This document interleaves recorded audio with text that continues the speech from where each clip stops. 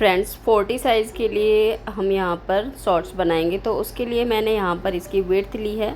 तो 40 का हमारा 4 तो करेंगे तो 10 आएगा, और उसमें मैंने 2 प्लस करके यहाँ पर लिया है। तो यहाँ पर मैंने टोटल इसको 12 इंच लिया है।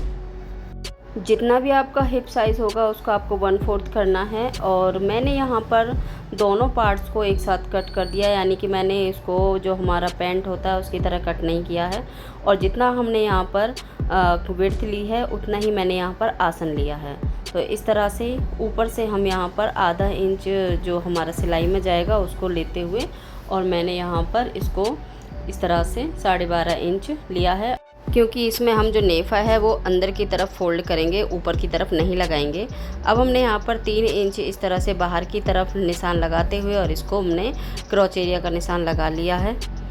अब हम यहाँ पर नीचे से मोहरी का निशान लगाएंगे। तो मोहरी हमने यहाँ पर 12 इंच ली है, और एक्स्ट्रा हमने यहाँ पर 1 इंच इसमें लूजिंग लिया है। तो मैंने टोटल यहाँ पर नीचे से 13 इंच लिया है। इसकी जो लेंथ है वो आप बॉडी के अकॉर्डिंग ले सकते हैं, और उसमें नीचे की तरफ से मैं यहाँ पर 1 इंच एक्स्ट्रा लेकर मैंने यहाँ पर कटिंग किया है। और आप चाहे तो इसको ज़्यादा चौड़ा करना चाहते हैं तो 1.5 से 2 इंच भी रख सकते हैं।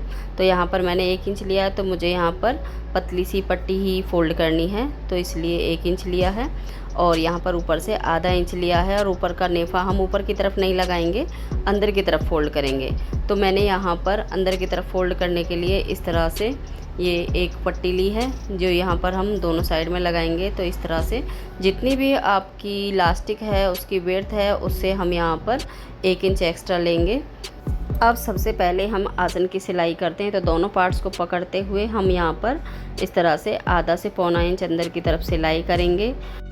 आपके पास भी ओवरलॉक की सुविधा नहीं है तो आप इस तरीके को यूज़ कर सकते हैं। तो मैंने यहाँ पर जैसे कि आपको बताया सिलाई इस तरह से लगा ली है, और इसके बाद में हम इसमें डबल सिलाई लगाएंगे, डबल लॉक करेंगे। तो यहाँ पर जो हमने ये जो फैब्रिक लिया है इसको हम यहाँ पर इसमें मार्जिन को अंदर की तरफ करते हुए, और इसको इस तरह से फोल्ड करेंगे, और इसके ऊपर की तरफ हम यहाँ पर सिलाई लगाएंगे।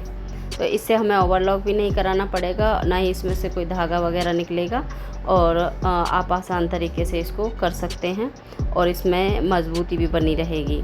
तो यहाँ पर देखिए मैंने इसमें सिलाई लगा ली है ऊपर से नीचे तक, और दोनों साइड के हमने आसन को इस तरह से सिल लिया है। और इसके बाद में मैं यहाँ अंदर की तरफ दोनों पार्ट्स को पकड़ते हुए और इस तरह से सिलाई लगा लेती हूँ। अभी मैंने यहाँ पर नीचे की तरफ से इसको फ़ोल्ड नहीं किया है।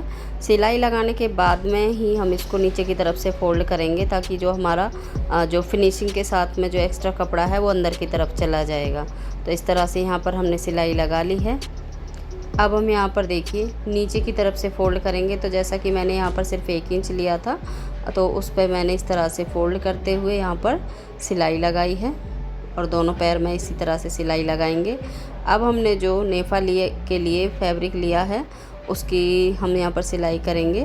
तो यहाँ पर देखिए इसको इस तरह से रखते हुए पहले हम यहाँ पर सिलाई लगा लेते हैं, और उसके बाद हम इसको अंदर की तरफ फोल्ड करके और अपनी इलास्टिक से थोड़ा सा 2 सूत आगे की तरफ हम इसमें सिलाई लगाएंगे।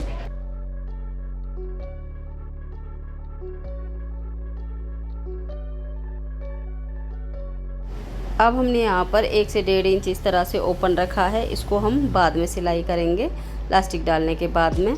तो अब हम यहाँ पर लास्टिक ले लेते हैं। लास्टिक को हमने यहाँ पर जो जितनी भी हमारी जो कमर है उससे हम 4 से 5 इंच इसको कम रखते हैं। तो मैंने यहाँ पर इसको कट कर लिया है।